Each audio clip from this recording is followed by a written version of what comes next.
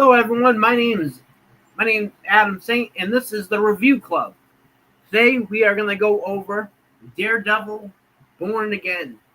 So, just so you understand, guys, this is just spoiler alert. If you don't want to know anything that happened from episode 1 and 2, I recommend not to watch it. This is exactly just my personal opinion of the first two episodes that debuted last night at 9 p.m. Eastern Time on Disney Plus. It is a continuance of the Netflix series of Daredevil. They're not going to go too far. They're essentially not going to go too far out of what the realm of it. It's all connected. It's all canon. And on top of that, I actually love it. The fact that they got almost everybody from the Netflix series returning back to the original roles. Some things have changed, and the change is pretty prominent. I'll go into that in a bit, but before we do, we're going to go watch a trailer about it, and then I'll come back and we'll talk more about Daredevil. Red, you're angry, aren't you? And I can see it on you. It's all over you. You hate yourself. He's eating you up because you ain't done a damn thing about it. I don't think you came here for my help. I think you want my permission, Red. You want to get your hands on somebody, you want to hurt them.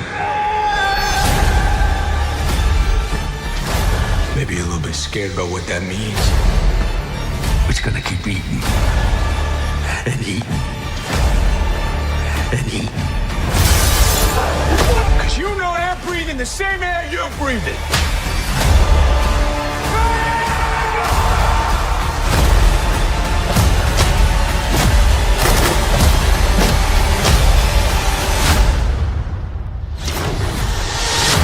Television's Daredevil, only on Disney Plus. And now that we're back, let me switch over to this. So, Charlie Cox's Daredevil continues from what the Netflix series has. We're going to say everything has continued since Netflix. Let's say, because Netflix started, Daredevil on Netflix was 2015. So let's say the last 9 years is a continuance thing. And Daredevil was out there fighting crime the whole time. Main villain being Bullseye's his arch nemesis, which they kind of prominently showcased in the episode 1 of the 2-episode premiere of Daredevil: Born Again. That being said, I'm going to cut to another picture here. Bam! Foggy gets a haircut. Karen Page is with them. They're enjoying life. Essentially, everything has got better from the original Netflix series, which there was turmoil and questionable doubts about their continuance friendship moving forward. But that was not the case. If you can see here, they're very cheerful. They just came out of Hosie's bar, the whole 9 yards. Once again, spoiler alert, whatever I say to you is in a continuance from what the show actually debuted from episode 1 to 2. So, like I said in episode 1, he does don the Daredevil costume. They introduce another character who eventually becomes Matt Murdock's investigator, who essentially finds out he is Daredevil, which all ties into episode 1. So the opening in episode 1, something happened. Matt Murdock left those two at the corner. They go figure out what was going on. Next thing you know, it turns out to be a decoy where Bullseye targets Foggy and Karen Page in that sequence. Next thing you know, Daredevil's fighting Bullseye all the way up on the top of the roof of the bar. Unfortunately, for people who are probably watching this, I'm not going to go into too much details what happens. Just know that Daredevil tries to kill Bullseye, fails to do it, eventually does not don the Daredevil costume again. The first 2 episodes kind of sets the tone of what the series is possibly going to be. Fisk is out of prison at this time, so a lot of this is way more different than what people want to do. If you're going on there and expecting action-packed the whole time, the first 2 episodes, it's nothing like that. It's very story-driven, very focused on the characters and the events that happen there. And remember, all the events that happen in episode 1 is a 1 year later scenario episode further on for episode 1, which is not that bad. If you're going in there expecting to see the Daredevil in full costume kicking the shit out of criminals for 2 episodes, it's not like that. Very drama driven, very story driven, very character driven, emotionally driven.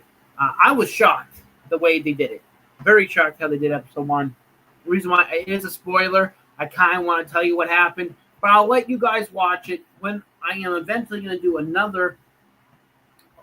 A week from now, I'm probably going to do another follow-up video with full, complete spoilers of episode 1. More in-depth, more broken down, more kind of explain things better for you guys. But all I have to say right now, bravo to Disney, bravo to Marvel Television. They did Daredevil correctly. They did what they should done. I wish the cinematic universe gets a little bit better like this. And that's more of a wait-and-see scenario. Episode 1 was the setup to go into episode 2, and episode 2 was a continuance of episode 1, and they really focused on the White Tiger character. So White Tiger is introduced. Now, I have a little bit of a pet peeve about White Tiger.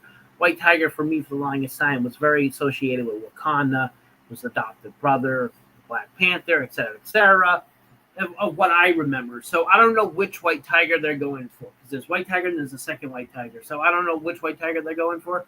But the White Tiger they have debuted here on Daredevil is that the White Tiger that, and then eventually they kind of oust his secret identity pretty fairly early in the first 2 episodes, which I was surprised they went that route. But what happens with White Tiger sets up episode 2 very, very, very good. About there is some corruption still in the police force. It doesn't have Fisk written all over it. I will have to say the way they did it was kind of like, I don't know if I want to call it tacky, or it plays on the fear of how people feel about the Punisher logo, the original Skull logo, and how some extremists use the logo nowadays, and they kind of hint it a little bit. One of the police officers has a Punisher skull tattooed on his wrist here. And it's very prominent in episode 2 during the scene between him and Matt Murdock, once again at the White Tiger's apartment, or whoever, or a witness of whatever apartment. Once again, that's episode 2. I'm not going to go into more further details. Once you watch that, you'll see. I'll just tell you that episode 1 is a shocker if people weren't expecting to see what they end up seeing. The fact that Carrie does not live in New York City anymore and she lives in San Francisco is another big, massive change in the series. I know I said spoilers. I'm doing my best to tell you guys what I think about the show, but I'll continue without spoiling it for too many people. All you know is I want to do a hashtag Justice for Foggy. Should be essentially a big thing for people. And once you watch the episode, you'll know why I say hashtag Justice for Foggy. On top of that, great storytelling. I can't wait to see when they really dive deeper into the psyche of the Kingpin and how he's dealing with the life after being a criminal turned into mayor type of gimmick and all that good stuff. I don't know what else I have to say to you guys to express why I don't want to ruin this for you guys. Daredevil is a really good show. I'm really happy they continue to do it. And like I said, it's not many. It's not a lot of. I'm trying to think of a word to put this that makes it sound like it makes sense, I guess. All I have to say is I'm very happy that the way they did it, and hopefully it continues to grow on people as it goes. But Daredevil, Born Again is great. I love the way Disney did it. I like the fact that they didn't tone it down and water it down for Disney Plus viewers. So it's definitely an adult or young adult driven show, and I hope they don't, pussy out and go backwards on it. So like I said, a week from today, I'll go into more in-depth of the episode. I know a lot of people do reaction videos. Oh, this is totally amazing and all this shit. I'll be honest, episode 1 and 2 are absolutely phenomenal. If you like good storytelling, in-depth character development of it, please, once again, watch the film. Leave comments